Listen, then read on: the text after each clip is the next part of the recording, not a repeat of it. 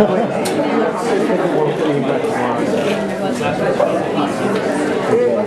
right. I think just in the interest of time, we'll get started. There's a few more seats up here in the front. If we could encourage anyone from the back to grab some of these seats up in the front. Thank you all so much for being here for the fourth talk in our series on fair housing and civil rights. This one's focused on the implications of gentrification for segregation and access to opportunity. And I want to make the most of the time we have, so I'm just going to jump right into introductions. We're very excited and very honored to have with us today Vicki Bean, the Commissioner of New York City's Department of Housing, Preservation, and Development. As HPD Commissioner, she's responsible for leading the nation's largest municipal housing agency, in charge of crafting and implementing the city's ambitious plan to create or preserve 200,000 units of affordable homes over 10 years. Prior to her appointment at HPD, Commissioner Bean was a professor of law at NYU Law School and the director with Ingrid Gould-Ellen, who's visiting with us this year, of NYU's Furman Center for Real Estate and Urban Policy, an academic research center devoted to the public policy aspects of land use, real estate, and housing development. Commissioner Bean is one of the nation's leading experts on the intersection of land use, urban policy, and affordable housing, as well as environmental justice. And she has been a mentor to scores of land use scholars in law, economics, and planning, some of whom are here. We're grateful that she is here with us today. And after Vicki speaks, we will excited to have with us as a discussant Janine Anzalota, the director of the Mayor of Boston's Office of Fair Housing and Equity. In addition to her expertise in fair housing, Director Anzalota has a background in public health and is well known for her work on racial equity and community engagement. So thank you both for being here, and thank all of you for being here, and we're looking forward to it. Thank you, Justin. Can everybody hear me? And thank you. This is an incredible turnout, showing, I guess, the critical nature of these issues. But so what I would do, just to orient, is I need to give a little bit of background about some of the things that are going on in New York that motivate the way that we are approaching some of these segregation and fair housing issues. And then I really want to talk through some of the real dilemmas that we as policymakers are facing and what they say about affirmatively furthering and many other things. So let me just plunge right in. But stop me if I'm not being clear or if I'm assuming something that's not in evidence, as us lawyers say. So just to orient you in terms of the kinds of things that we're really facing in New York City, there's enormous pressure on rents and renters in New York City. That's caused in part by the fact that the city is growing in leaps and bounds, and I'll talk for a minute about that. We're not producing enough housing to keep up with that growth. At the same time, we've had very stagnant wage, or even in some cases backtracking on wage. Although, of course, as you read recently nationwide, that's finally taken an upturn in 2015, but it's been stagnant in New York City for many, many years. And then, of course, we face extraordinary rates of poverty in New York City, which certainly affects our housing landscape. In terms of our growth, I think people sometimes don't realize just how fast the city is actually growing. We have about 8.6 million people as of July of 2015. That's an increase of 375,000 just since April of 2014. So that's a growth rate of almost 4.6%. And it's more than, there are some parts of the city, of course, that are still depopulated compared to where we were in the 1960s and 1970s. Many parts of the city are either catching up to that or in some cases exceeding that.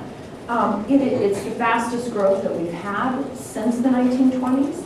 And it's composed differently than growth in the past was. One feature is that we just have more people being born than are dying, in part because people are living longer. We have, of course, changing demographics because people are living longer and household formation is different. And for the first time in 50 years, we have more people coming in than are leaving. So we have a net in migration, which even though New York City is thought to be such a magnet for migrants, we have, over the last 50 years, lost more people than we gained, but that is turning around. Unfortunately, our housing production is not keeping pace, despite the fact that cranes seem to be everywhere, and if you talk to New Yorkers on the street, they will tell you that we're building like crazy. In fact, we're not building like crazy. We would need, at the average household size of 2.6, in order to accommodate those 375,000 new New Yorkers, we would need about 144,000 new housing units. But in fact, during that time period, we had only about 89,000 certificates of occupancy, which include rehabs. So these aren't even, that's not even new housing. That can be new or renovated housing, and often when you're renovating housing, you're decreasing the number of units rather than increasing the number of units. So even that 89,000, which is woefully inadequate to house those 375,000 new people, even that number is actually high. So we're not keeping up with where we need to be. And this is just another indication of that compared to other large US cities, many of which are not growing nearly as fast as New York is. We've only increased our total housing units since 2000 by about 5% compared to you've seen many other cities that are building much, much more. The result of that is that rents are going up, and at the same time, income, as I said, has really stayed stagnant until the 2015 time, when it's taking an upturn, but it's still way below the increase that we've seen in gross rents. We also have extraordinary need. Our median household income of renters in 2014 was about $41,000. That is what HUD would define as very low and extremely low income, and below it's around 50% of the area median income, so it's not even at the 60% that's typically targeted by low-income housing tax credit properties, and that's our median. So 50% of our renters obviously are below that. The result is that we have almost 1 million households who are extremely low or very low income, so making 30% to 50% or under 30% AMI. And we have only about 425,000 housing units, which includes all of our public housing, includes all of our subsidized housing, and includes rent-regulated housing that is affordable to those households. So we have 2 people who need housing for every 1 unit, more than 2 people who need housing for every 1 unit that's affordable. And so that's the extraordinary pressure that our housing market is facing. Now, the population is increasing faster than supply. Rents are going to increase. Wealthier people are going to be able to outbid poorer people, and so you are, by definition, going to have homes that were available and affordable to lower income families are going to move up to higher income families, right? And particularly in neighborhoods that have room to grow, that have attractive housing stock, that have unused zoning capacity, that are under their historic density levels of the 1960s and 1950s. So it's very predictable that gentrification, if it's defined either as rents that are outstripping the city's rent increases as a whole, or if it's defined in terms of the kinds of people that are moving in or that are changing the demographics of the community, it's predictable that gentrification is going to happen. So what are we trying to do about it? Just to illustrate the point, the mayor committed to build or preserve 200,000 units of housing over 10 years. We're 2.5 years in. We have, in that 2.5 years, we have financed either the preservation or the new construction of about 53,000 units. That's enough for about 144,000 people. And it's the highest 2-year production that the city has ever had, but still grossly inadequate for that 1 million people who need homes affordable at these levels. The mayor committed to 80,000 new units and 120,000 preserved units. Because those, and remember, those reserved units will not often be new families. They'll be families that are already in place, but keeping them from losing the affordability of that housing. Of the approximately 53,000 units that we've financed since January of 2014, 27% of them have been targeted to that very low and extremely low income families. So people making either 30% or below of AMI, or people making between 30% and 50% of AMI, so about 40 to 1,000 for a family of 3. So that's what we're doing, but we are, we've run into a series of opportunities and a series of obstacles. The real obstacle is that, unlike the 1980s and 1990s, when the city had an enormous amount of land that they had taken through tax foreclosure on which they could build or preserve affordable housing, we don't have that anymore. At most, we have capacity on city-owned land for about 16,000 new homes over the remainder of the 10-year period. To deal with that, we've passed the most rigorous mandatory inclusionary program in the nation. It requires 25 to 30% affordability in any time you are building and have received a rezoning that grants you additional capacity for growth. That is aimed at a variety of incomes, but it is an extremely rigorous mandatory inclusionary program. We also passed zoning for quality and affordability, which removes a lot of regulatory barriers for not just affordable and senior housing, but housing in general. Removing requirements for parking, for example, that cost affordable housing and housing in general an enormous amount. And we are in the process of rezoning a great many neighborhoods. And that is where the issues about gentrification and fair housing are really coming to fore, right? So we are trying to invest in neighborhoods that have traditionally been left behind. This is East New York. We've passed a rezoning in East New York. This is what it looks like. This is what it's starting to look like, actually. 2 of these buildings are now up, and one of them is rented out, one of them is under construction. But that's the vision of what we would do in a place like East New York.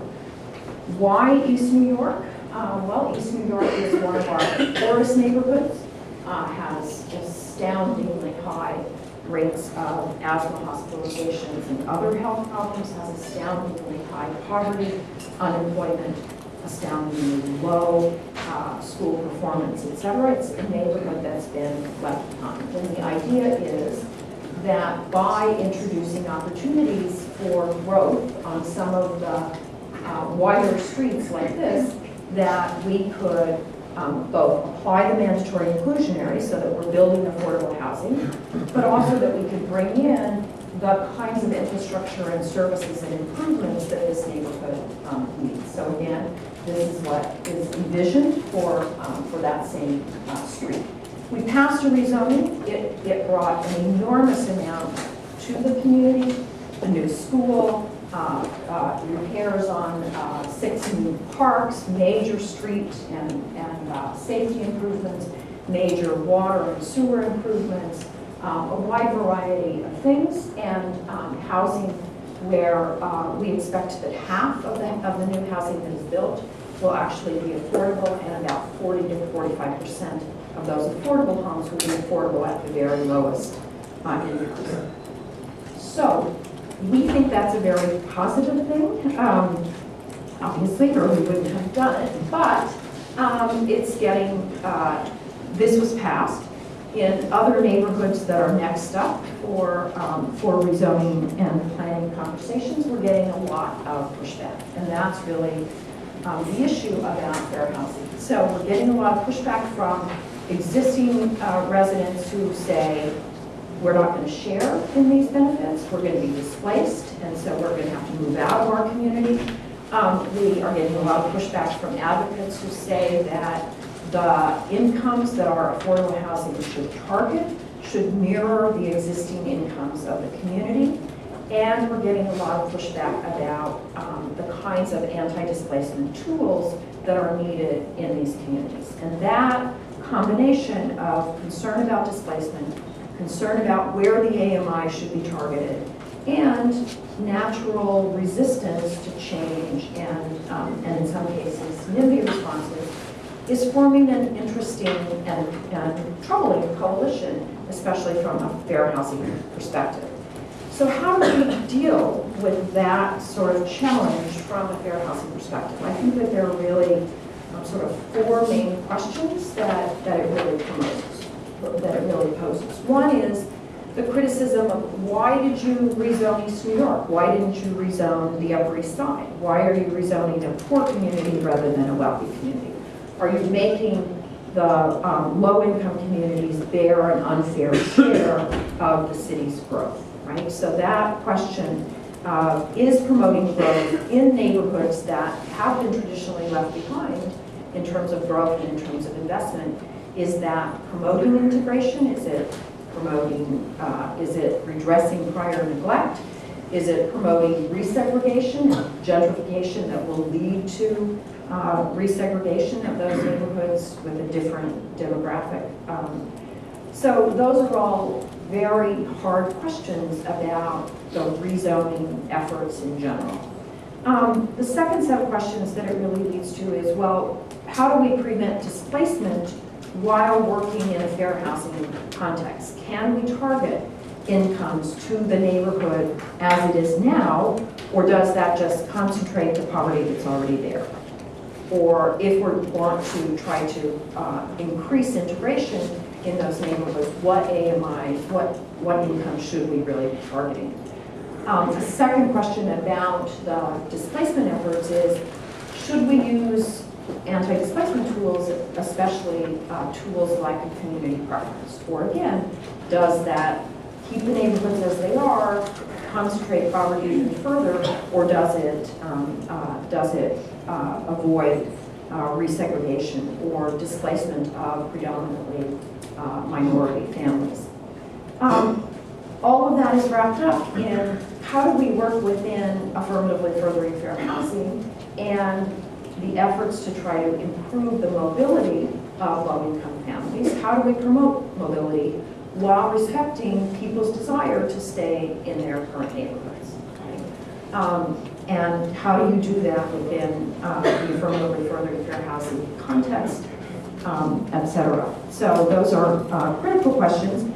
And then a fourth question that is coming up in New York is, well, how do you really assess, especially in an affirmatively furthering fair housing context, how do you really assess the effects that zoning and even building form have on the segregation or integration of a neighborhood? So we are in litigation now where the prior administration rezoned an area for essentially 6 to 8 story buildings because they believed that that's what the neighborhood infrastructure could support, and that was what was in context with the surrounding buildings. But the lawsuit claims that we should have zoned for higher, for 12 stories, 10 to 12 stories, and that we didn't do so in order to discriminate against African American and Latino families, right? So how do you think about the form of the building and how that contributes to or doesn't contribute to segregation or can or cannot constitute discrimination? So those are a lot of hard questions, and I'm hoping that you all have the answers because we certainly don't have all of the answers. But let's just say a couple more words about a couple of them, and then I really love to hear Boston's perspective and also to talk more generally with you.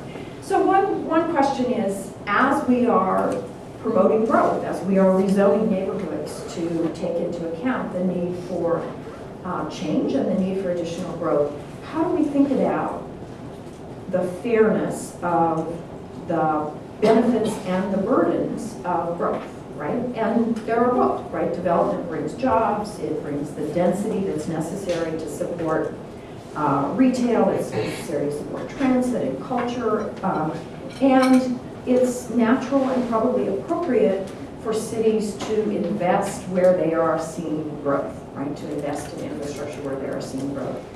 On the other hand, development brings change, it brings risk, it brings congestion and other disadvantages, and you have to think about whether that's relative to the density that's there now, or it's relative to the maximum density that the community has seen in the past. But there are benefits and there are burdens. And how should we think about distributing those, right? Is it fair to expect the investment in communities that were left behind without asking for or allowing for growth, right? Is it fair to ask already very dense neighborhoods to have even more growth, right? When lower density neighborhoods have not been asked to have that growth. So how do you think about the fairness of the burdens and benefits of growth? And I think one of the most telling aspects of this is that when you think about, well, what should a fair distribution of rezonings for additional capacity or downzonings to reduce capacity, what should that look like? Should it be that it's evenly distributed in terms of the racial demographics of the city or the income demographics of the city, or what would you expect to see in a fairly distributed rezoning or growth scheme?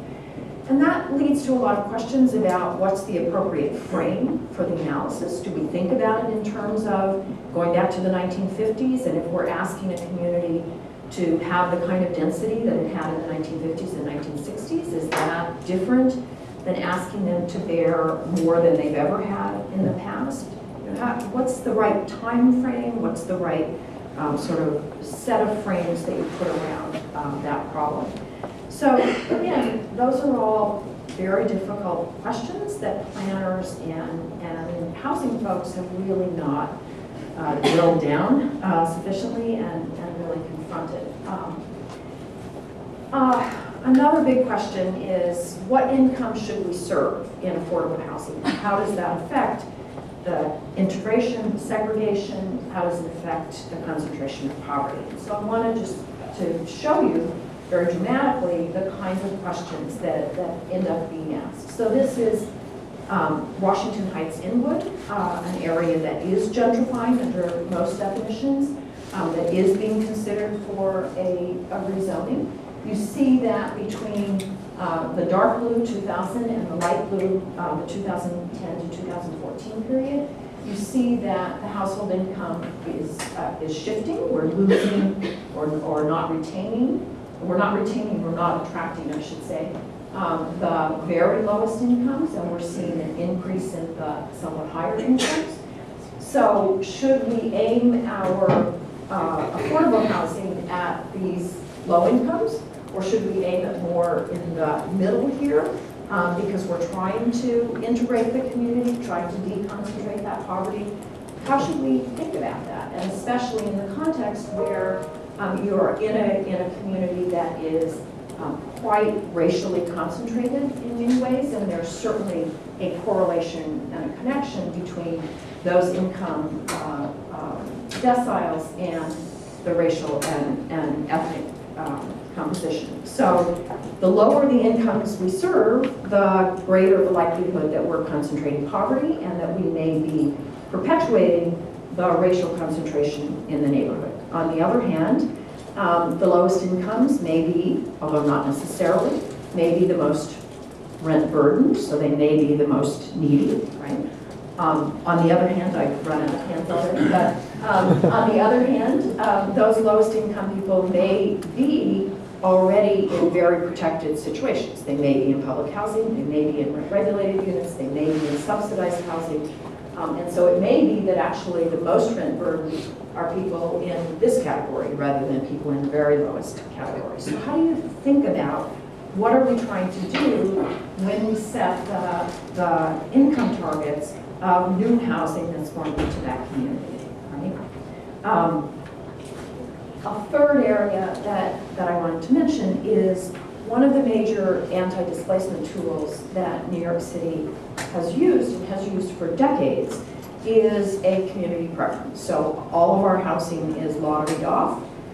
Half of it is designated as a preference for people living in the community board. The other half is citywide. That, as I said, has been in place for decades. It was put in place because as we were redeveloping many neighborhoods that had been essentially, we're seeing massive exodus and massive displacement. As we renovated and built new buildings, the existing residents were saying, hey, what are you doing? You're building in our communities, you're rehabbing our buildings, and then new people come in and get those, whereas the people who have put up with this neighborhood and been there through thick and thin and really kept this neighborhood going are not getting that housing. So the community preference was put into place in the early 1980s at about 20 to 30% preference. It was increased in 2002 to about 50% in response to concerns about gentrification in Harlem. Okay?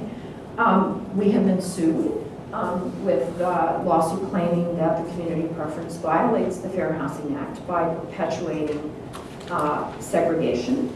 And the ask of the lawsuit is that there should be no community preference anywhere in the city because the city as a whole, or every community board, should aim for essentially the demographics of the city as a whole, and you can't do that in the context of a community preference. That's the claim. Many advocates and communities do not subscribe to that broad view. They believe that we should instead retain the preference, but perhaps limit it to those community boards or those areas of the city where it's necessary to prevent displacement. Okay, so that's the range of controversy. To show what that actually looks like, this is another area that is gentrifying, Bushwick. You see that over time, again, we're either losing or not attracting the people with the lowest incomes. We're shifting somewhat towards higher incomes, and the racial composition is also shifting so that we're losing or not attracting blacks and Hispanics, and the white population is growing. Okay, so but I want to contrast that and ask you to think about: is this an area where we should have a community preference? In contrast to, let's say, Brownsville. Brownsville is yet another area that is gentrifying under most definitions, and yet you've seen actually very little change in household income, and you've seen very little change in racial and ethnic composition over time. So is this an area where we shouldn't have a community preference because we're not seeing a lot of change? Or, as many people would claim, no, it's an area where you must have a community preference because the people who would be displaced are going to be predominantly Black or Latino, right? So it just, the contrast between those two areas really, I think illustrates, well, how do we think about what we're trying to do in these communities and what preventing displacement means in the context of integration and segregation. And by the way, most of the advocates would argue this is an area where we need a community preference. Where we don't need a community preference, they would argue, is an area like the Upper East Side of Manhattan. The Upper East Side of Manhattan is actually gaining low-income residents and is seeing a decrease in the percentage white on the Upper East Side. So then that raises the interesting question of, well, is that an area where you don't want a community preference, or for those low-income people who are in the Upper East Side, approximately 20% who are on the Upper East Side, are those people that we should be particularly caring to prevent displacement? So lots of, really conundrums about how to do all of this in the context of both affirmatively furthering fair housing and more generally fair housing principles. So I want to just say one last word about the complexity of thinking about all this, and that is that one of the things that is very much at play here is that what we are doing that HUD would recognize as being within its purview is only a small part of what we're doing to try to address some of these problems in general, right? So we have a wide range of preservation policies, a wide range of homelessness prevention policies. We're funding lawyers in all of these areas to prevent evictions. We have huge supportive housing commitments across the city. We're trying to improve our public housing stock in many of these areas. We have broader economic development strategies. And we have city-funded affordable housing construction that isn't relying on federal dollars.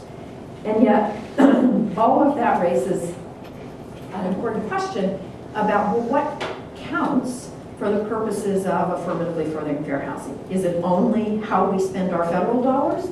Or is it all of these other things that we may be doing with city dollars as well? And how should the affirmatively furthering fair housing analysis account for that? So, the bottom line is, I think that there are incredible dilemmas and hard policy questions that are wrapped up in all of this. I think what's great about seeing all of you interested in these issues is that they're really not getting the kind of conversation, we're not having the conversation that we need to have to solve these problems, right? We as a society, we tend to be pretty polarized. We tend to, sort of one size fits all in many ways. But we really also haven't defined or haven't come to any sort of consensus about what we mean by anti-displacement and who we should be trying to protect against anti-displacement, what we mean by mobility, and how we think about what we're doing to encourage mobility or to limit mobility. What should we be doing in terms of investing in communities that are left behind when that is probably going to mean some kind of change, right? And so we have, we say the words, but we don't agree on what they mean in many cases, or we don't talk about what they really mean. And so I think what we're starting to see is we're starting to see a lot of one-size-fits-all solutions that don't take into account the many differences in the size of the city, the history, the racial and ethnic demographic trends, the income trends, the presence or absence of rent regulation. All of those things matter enormously in how you think about these problems, and yet we tend to see things as a one-size-fits-all solution. The other thing I think that's happening, because we really haven't talked enough and haven't reached consensus on these kinds of issues, is that many of our policies are pointing in opposite directions, right? So I think the most recent example is the small area FMRs, which would lower fairly dramatically in New York City the voucher payments for poor neighborhoods in order to try to encourage those poor residents to be more mobile and to move to other neighborhoods, point in different directions than the anti-displacement. And they point in different directions in many cases than even HUD's own difficult to develop areas or qualified census tracts.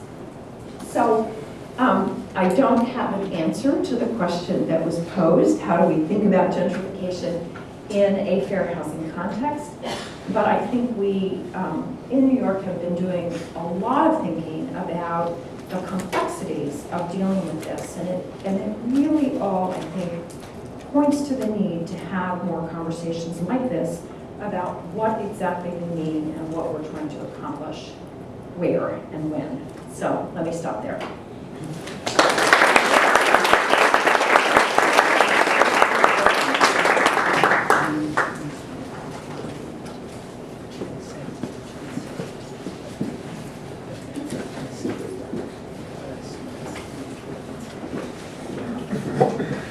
So Janine is going to share a few comments, and then we'll open it up for questions after that.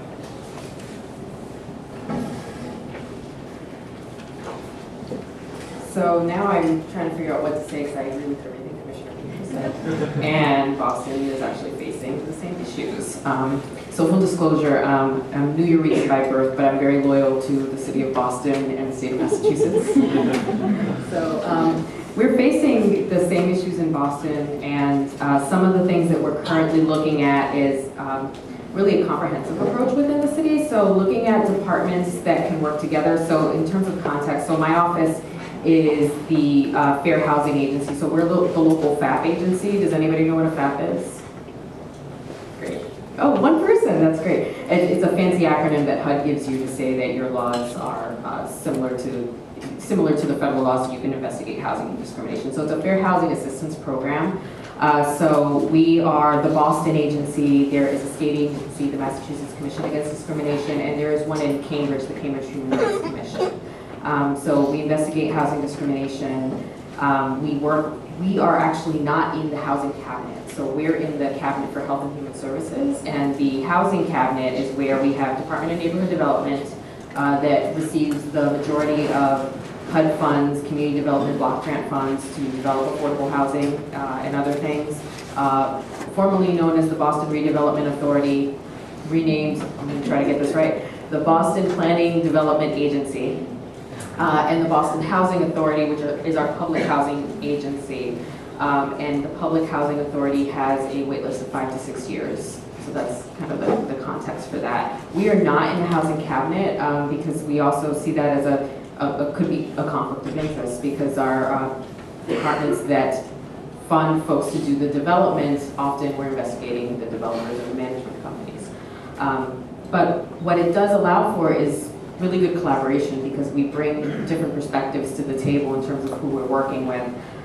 So some of the things that we've been talking about, for us, we're under a little bit more pressure because our assessment of fair housing under the Affirmatively Furthering Fair Housing Rule is due in 2017. So we are currently going through all of our data, all of the data that HUD provided, and looking at some of the areas that HUD is really vague in. So thinking about housing, so I'm a public health person by training, by history, previous life.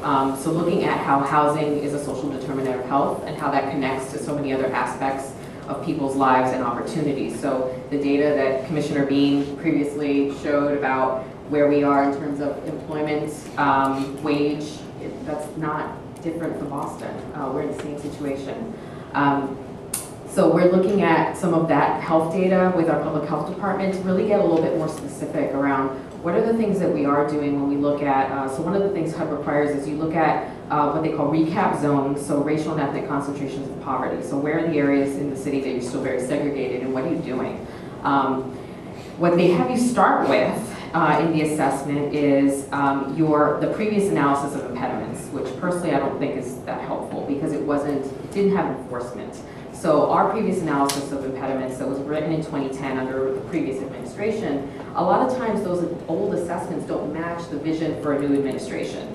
And they don't go far enough. They're not as progressive as you wish they would have been because they weren't an enforcement tool. So analysis of impediments didn't have any enforcement. So we're looking at that. We're really trying to pull out where are the pieces in this assessment that we have made some strides. So one example of the health and housing connections in Massachusetts, we are, well, in Boston, we are almost 90% of our housing stock is pre-1978. So does anybody have a health correlation they want to throw out? Lead paint, yeah. So lead paint is still a huge issue in the city of Boston. We do have a collaboration within the city where it's my department who does the investigations of housing discrimination, familial status discrimination. That's about 30% that we see in our office. Our cases are familial status discrimination, highly correlated with lead paint. And when it's not just lead paint, there's a Section 8 correlation and public assistance, Section 8, other types of vouchers that's protected in the state. And we usually see that correlated with the inspection. So I know this unit has lead paint. It's not going to pass inspection, therefore I'm just going to deny you because you have a Section 8 voucher. That's something that we see pretty commonly. So we have a partnership with the Department of Neighborhood Development.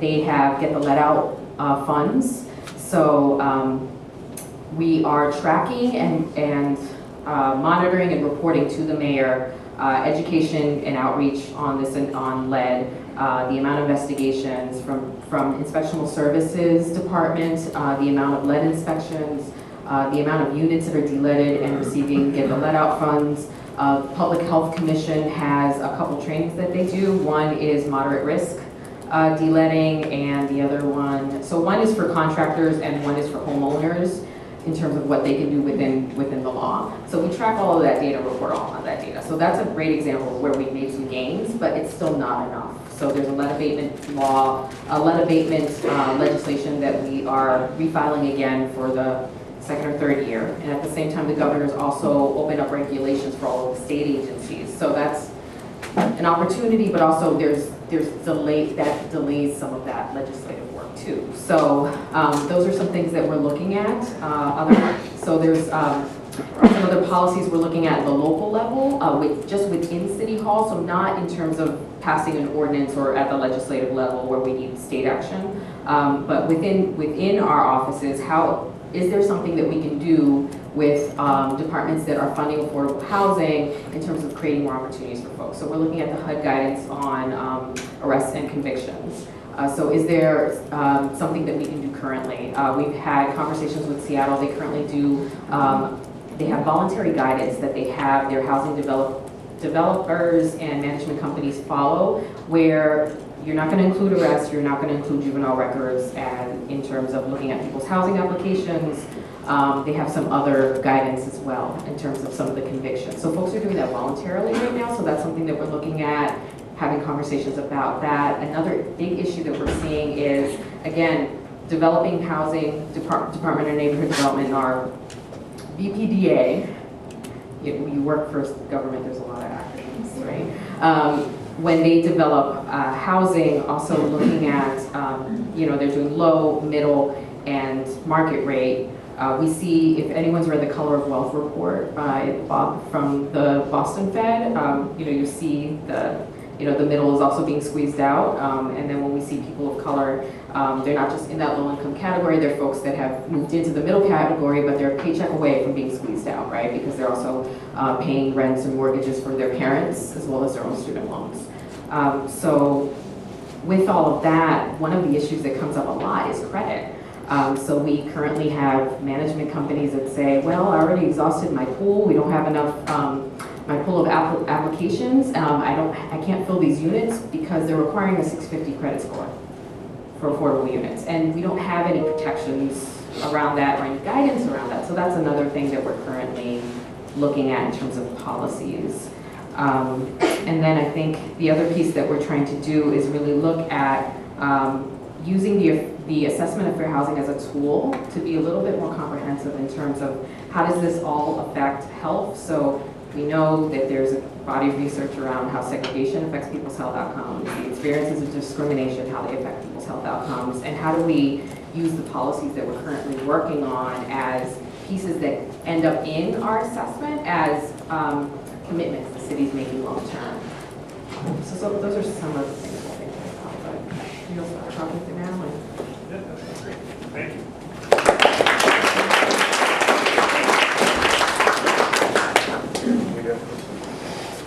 So Ingrid's going to moderate our question.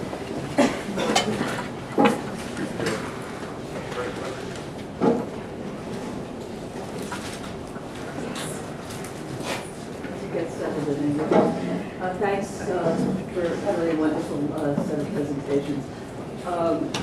Just a quick question. Thank you. Can you hear me now? Hi. Quick question for the Commissioner. Thank you for being here. I too am a lapsed New Yorker, but you didn't mention whether you're a Red Sox fan. That's kind of important. I just don't really You don't do so many words. Okay. We won't go there. So what role, by the way, do you see in this conversation for community residents being actively and directly involved in questions about community preference and what they think about some of the very gnarly questions you asked?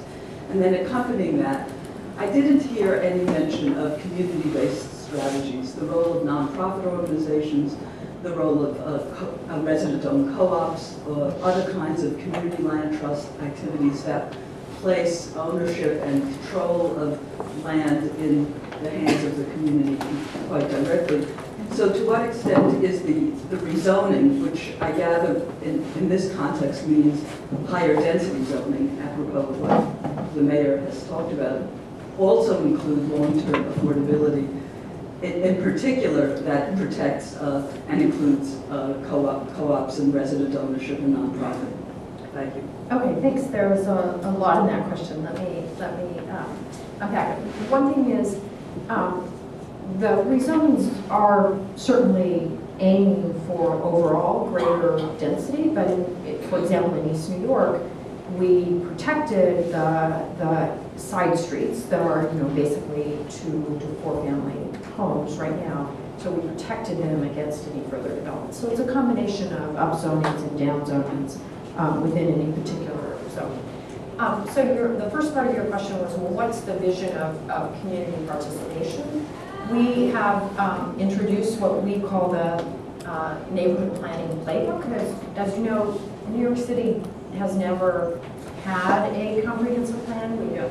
We zone, and we think of that as our planning. So there is a long-standing criticism that New York City has not been sufficiently planning oriented and has not involved the communities enough, that it's kind of sort of an announce and defend mode. We introduced with the Department of City Planning what we call the Neighborhood Planning Playbook, which basically tries to have a much better dialogue, and a dialogue, not just we abandoned the, well, let me put it this way. The first meeting that the Department of City Planning had in East New York was the old style.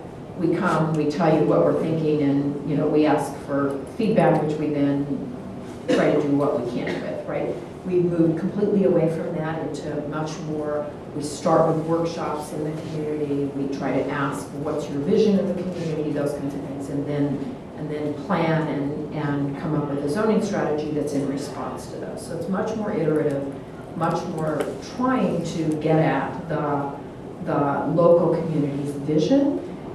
With the Ford Foundation, we're providing, they are paying for technical advice to the local community to try to help work through many of these issues so that they can be more involved in the discussion.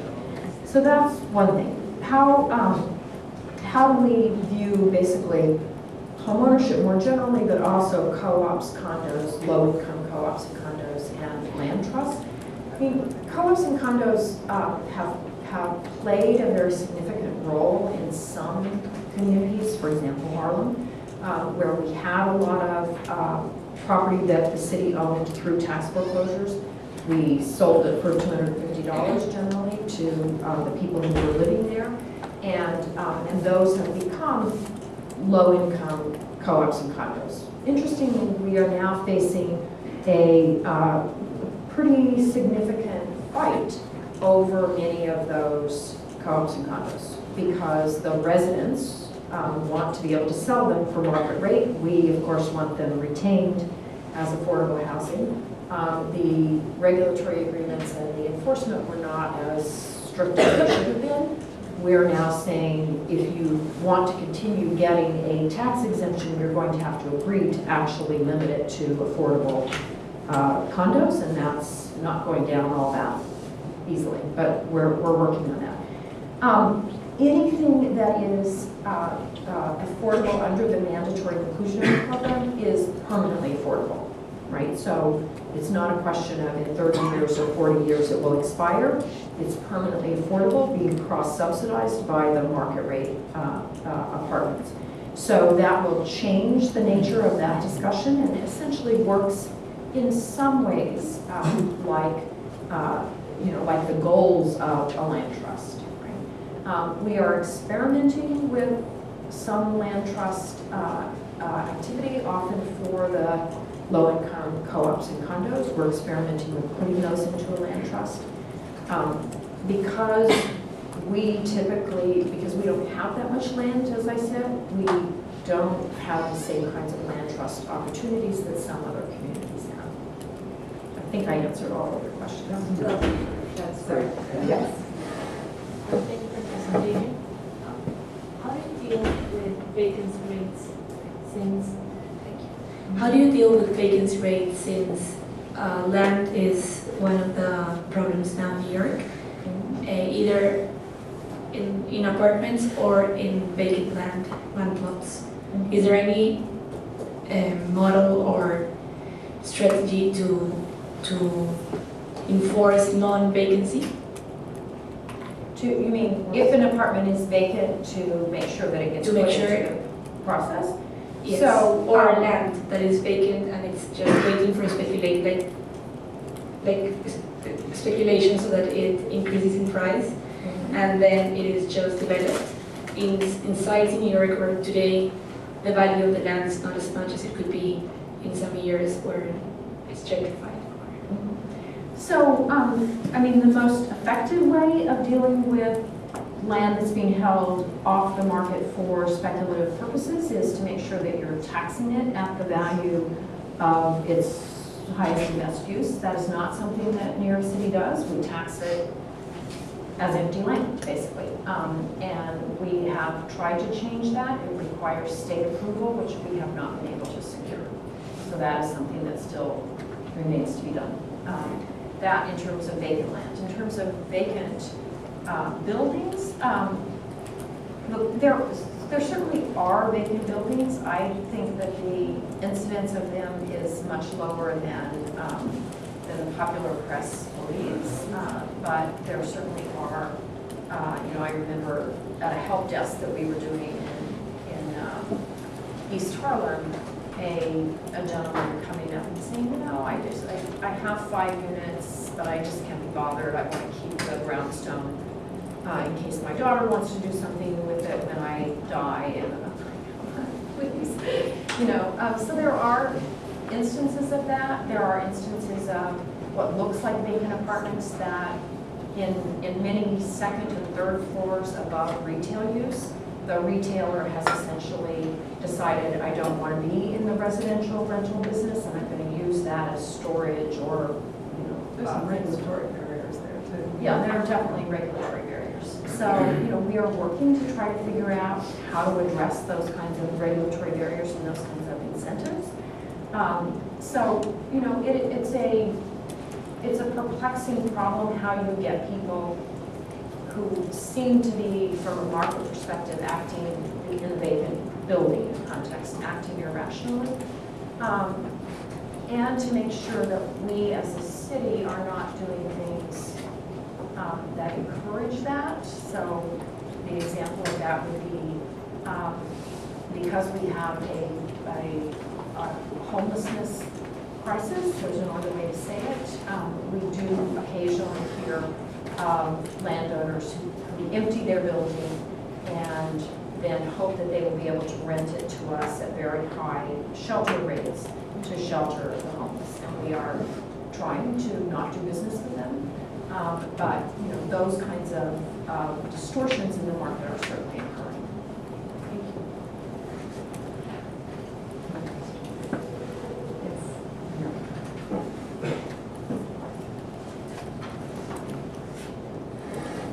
Thank you. Thank you. Actually, in recent years, you have read a lot about how Blackstone has become one of the largest, it's a real estate fund, has become one of the largest residential unit owners. They just bought Kids Bay Court. They also bought Stuyvesant Town last year, which had 11,000 units of affordable housing. And given that this is a private equity firm, how do you expect to be working with it? Will there be some sort of rental cap on what they can, get out of these units, or what is the government doing about that? So in Stuytown and Peter Cooper Village, we reached an agreement with Blackstone where we preserved the affordability of 5,000 of the remaining rent-regulated units. They are preserved as affordable for another 20 years, and at the end of that 20 years, the rent-regulated tenant who's in place will enjoy the protections of rent regulation for as long as they remain in the apartment or have succession right. So there we were able to preserve 5,000 units in Kipps Bay.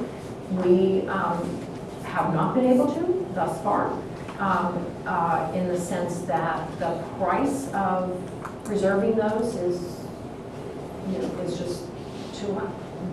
There's no other way to say it. And that is, again, a central question when we talk about the fair housing implications, right? Do we build or preserve 2 units in an area that has higher rates of poverty, greater rates of racial concentration, or do we spend all of that money on 1 unit in a higher opportunity neighborhood like the community board, that part of Manhattan? And that is a very difficult fair housing question. So can I jump in on that? I'm going to take the moderator's prerogative and ask, really both of you, and first of all on that question, just very specifically, whether, what's the rough magnitude of that ratio in that trail in New York? And I don't know if you have a sense of what is involved, but more generally, I guess I'm going to push you on this question of the title of this session, thinking about, because I know you've thought about this, I know you both thought about this, and sort of how do you think about fair housing in these rapidly gentrifying cities, and what does that mean? I mean, how could we incorporate change, measures of change into siting guidelines, for instance? How would we do that? What do you mean that off? I know, in 2017, you figured this out. When you were 2018, oh, 2018, you've got years. Yes. Yeah. Oh, I know you're thinking about it already. I'm not sure. I'm not sure the answer to your question. I think what I can offer is a couple things that we're working on right now that we think may be able to help. So Community Preservation Act is on the ballot for November for Boston. And so we don't have anything like, so that, Cambridge already has that in place. So there's an ability, you can tax, use a percentage of the additional taxes to go towards affordable housing, parks, libraries in Cambridge. I think it's 80% goes towards building housing, the Community Preservation Act funds. So if Boston has something like that, then we're hoping we can use more of that to also add to our building of affordable housing pool, because we know we're not getting more federal money, right? So that's one of the things that we're hoping passes. The other thing that we've been working on is we have a lot of community pressure to do neighborhood preference as well. And in response to that, we've been closely following New York and the litigation. In response to that, we had conversations with community groups. My office and Department of Neighborhood Development worked together to look at the HUD data of racial and ethnic concentration of poverty. What are the projects that are on the timeline for development for affordable units? And what can we do? So what we did was we looked at those racial and ethnic concentrations of poverty, and we basically did like this triangle or other strange shapes around that project area, and said, okay, this area is not does not include a racial and ethnic concentration of poverty. It's in the pipeline for development. Let's do a diversity preservation policy here as a pilot.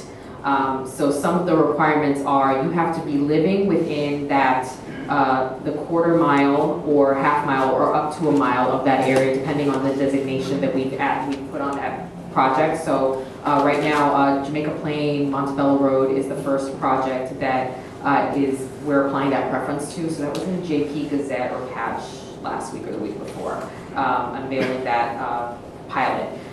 So the city is committed to, over the next couple years, watching these developments very closely to make sure that we are maintaining the diversity that is in the neighborhood and not adding to segregation or gentrification. So that's something that we're going to keep a close eye on. We're monitoring, but what we're doing is we're adding this policy where there's, we will apply the diversity preservation policy to these units where there aren't racial and ethnic concentrations of poverty. And where they abut these areas where neighborhoods have already said gentrification is an issue. So the JP Montebello Road area is right on the Eggleston, it's like Eggleston Square line, so it abuts Roxbury in Jamaica Plain. So it would include, so the quarter mile from Montebello Road includes part of Jamaica Plain and part of Roxbury. But there's some other requirements. So to be eligible, you don't just live a quarter mile from the project. You're also 50% red bird. What are those diversity? You said diversity conservation? Diversity preservation, yeah. So we're looking at the demographics to make sure that it's not, so HUD Is the doesn't, demographic that the tenants selected for those developments? the current demographics of that area. Yeah. So it was pretty complicated, and we're just doing it as a pilot right now. So when you look at the HUD designation of racial and ethnic concentrations of poverty, there isn't like a tipping that here's now you're concentrated or not. So yeah. And this is not using federal funds. This is just city land right now. So I think, in answer to your specific question, Ingrid, I mean, basically, for the cost of preserving the existing units at, let's say, Kips Bay, we could use city capital to, of course, we leverage city capital heavily, right? So if, let's say, the total development cost of a unit is, just to pick a number, let's say about $400,000 for a new unit, we would typically put in as city capital about $140,000 of that, and then we would leverage bonds and credits and private financing, et cetera. So we could take the amount of money that it would cost us to preserve those units and fund the city contribution to buy it. Okay, that's a pretty, that's a very significant cost of preservation, one that we're not willing to pay, right? But what are we doing more generally? And of course, it will vary by the market value, it will vary by the rent regulation status, it will vary by all kinds of things, but to be specific there. So what are we doing, more specifically? I think the critical thing is that we're using a wide variety of tools. So we're using tax incentives and mandatory inclusionary housing to try to encourage or force developers who are building in higher opportunity neighborhoods or neighborhoods that are not recaps or do not have concentrated poverty, or have better schools, better transit, et cetera. We're trying to ensure that any new building that goes up in those areas has at least 25 to 30% affordable housing, right? So, but we're not using federal dollars to do that, we're using the city dollars to do that. At the same time, we're using our federal dollars to invest in many of the communities that have been, that have not received the kind of investment that they should, and where our development can be catalytic, right? So we're using very different tools. We're also using much more permanent affordability requirements. And we are, I want to second what Janine was saying about the importance of sort of the allocation schemes. As I mentioned, we lottery off our housing, and we had guidelines about what the marketing agents and the developers could and could not do, but they were pretty general. We, this morning, announced a new set of guidelines where we limit their ability to use credit ratings, we limit their ability to use housing court records, we limit their ability to use criminal justice involvement. We prohibit, this will shock you, I hope, but we prohibit the use of home visits. It is 2016. Some of our developers were using home visits to determine who had won the lottery, but now would be determined to be income eligible, etc. We prohibited that. We very strictly circumscribed the kinds of rules and regulations that we've imposed. Asset caps we've imposed so that you cannot be income poor but asset rich. We've prohibited.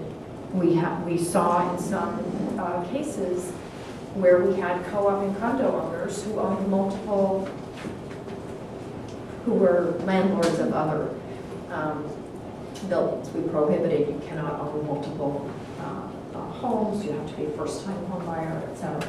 So we really cracked down on the allocation scheme. So those are very interesting problems, and they raise a lot of very thorny issues. Sometimes for example, asset caps seem like an easy thing, but you have situations in which somebody has what looks like significant assets, but they have assets because they've just gone through a divorce and they've sold, you know, the marital home or whatever. So they're very complicated questions, but when we called around to the 20 other largest cities and asked, what are your guidelines, your marketing and your allocation guidelines, the usual answer was, we leave it up to the developers. They do, you know, what they, as long as they're abiding by the low-income housing tax credit rules, we don't care.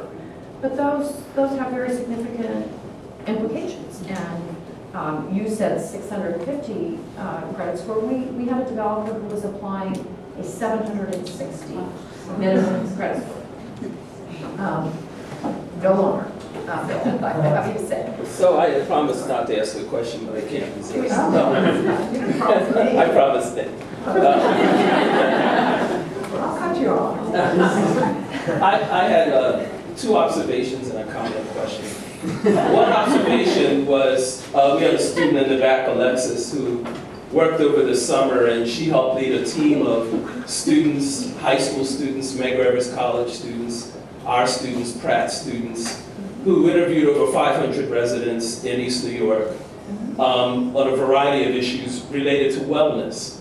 And one thing that we hear constantly heavily in central Brooklyn is we're being kicked out. It's an invasion, we're being displaced. And that is a very strong feeling on the part of residents that they worked hard to clean up vacant lots, they worked hard to improve places, and then as soon as the things get a little bit better, then here come real estate speculators and wealthier people who boot them out. So, that's a very strong sentiment. I just wanted to observe that. Second, one of the things that I've experienced in the last few years working with others is the intense need for local community planning.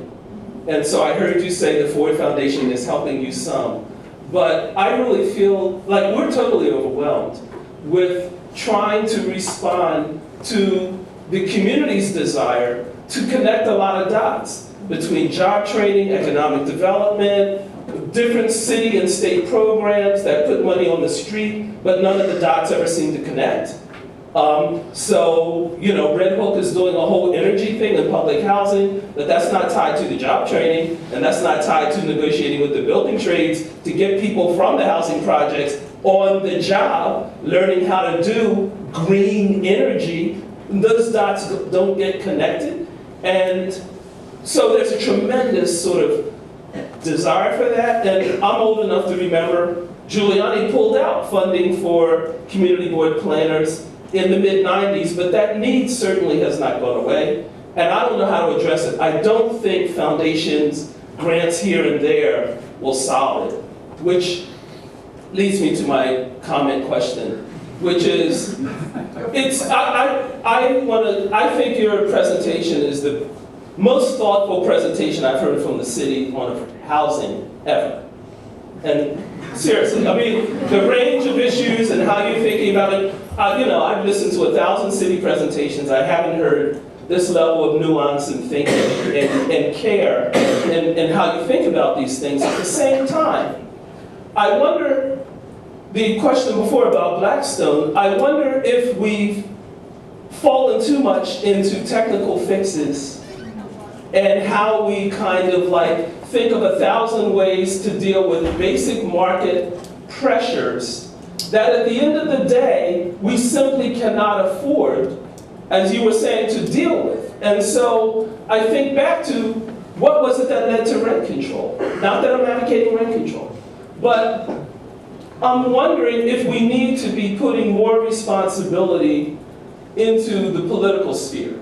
In other words, when you have a lot of people wanting to move into cities and they have a lot of money and you have a lot of poor people who have no money, can we think the market can actually deal with that, or can we just subsidize everything? And I don't think so, and I'm wondering if we need to put more responsibility on the state legislature to actually come up with new thinking sets of rules and regulations about who gets to live in cities? Or are we just gonna say, let the market decide who gets to live in cities?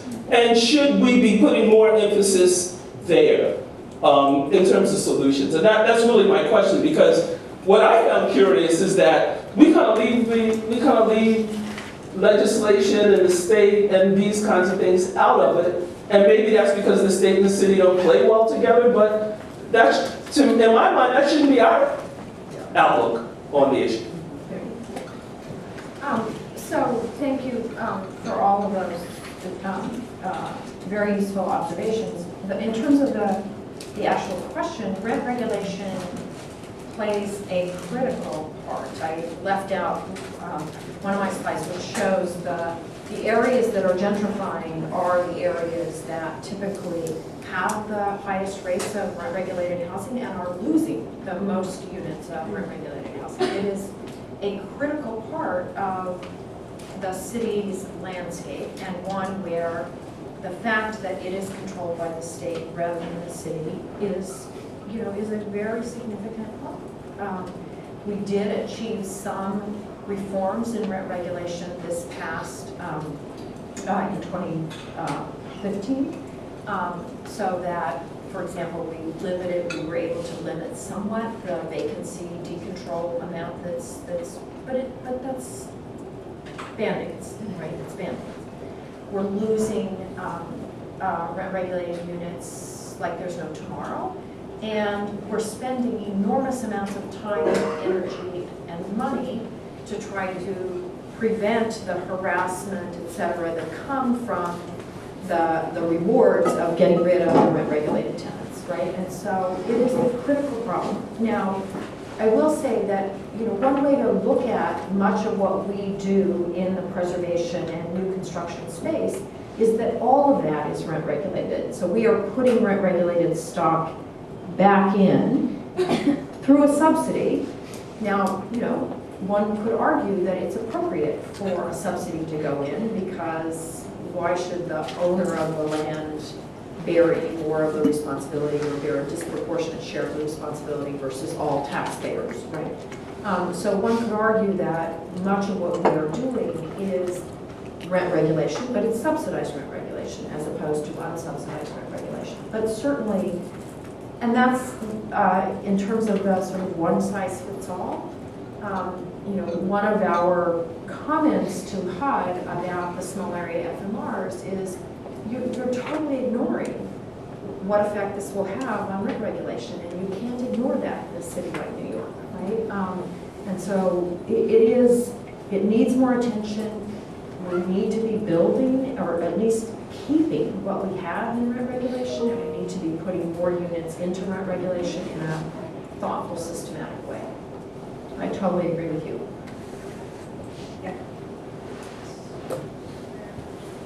I just wanted to make an observation about something to do with credit scores, banks, capital markets, etc. And it has to do with something I observed over the summer, where a potential tenant was told by the landlord that the bank will run your credit. The bank will actually be the one running your credit. And it seems as if it's connected with the rebound from the global financial crisis, where financial institutions are now requiring developers and owners to have this credit score minimum. I'm wondering if you're seeing any of that in the New York market, and how are you addressing it, because you seem to have some pretty interesting anti-displacement tools. My second question is, it seems as if when people get displaced, it's difficult for them to get back into a unit. And what are your strategies for that, if any? Thank you. Okay, let me take the second. First, what are our strategies when people are displaced to helping them get back in?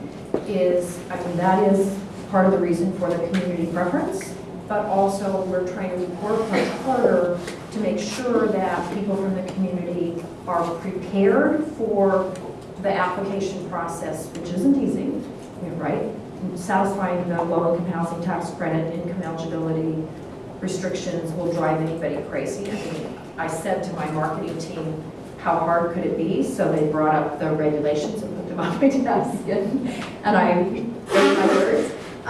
So we're doing what we call housing ambassadors, we're doing financial empowerment, we're telling people when you sign up for the lottery, sign up to clean up your credit, sign up to do those kinds of things, so that when you win the lottery, you will then be able to retain that win.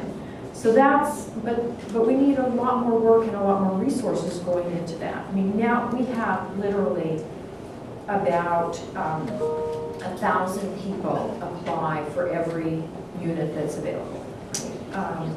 So it's, that's crazy. The first question, I'm sorry, now I'm gonna, just 2 minutes, lenders. Yes, well, forget about affordable housing.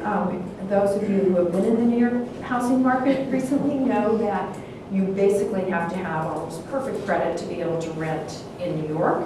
And even with perfect credit, you usually are going to need a guarantor, or, we guaranteed a young friend of my son's, we had to guarantee their apartment in the Hamilton Heights area of Harlem. We had to provide 2 years of income tax returns. We had to guarantee it for 2 years. That's what it's like to rent. More than running for president. So that's the market in general, and so it's certainly affecting the affordable market. And yes, that's wrong. Okay. I think we have time. Do you want to just?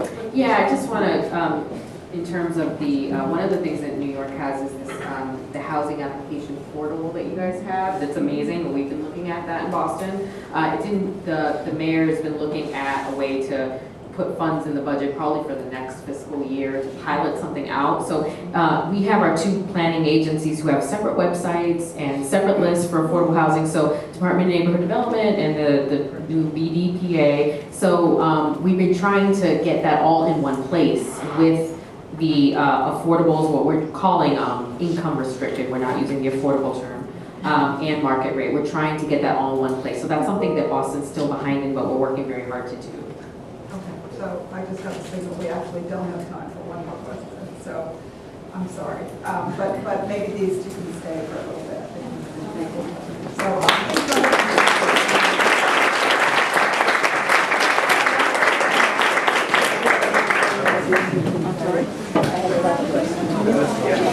How are you?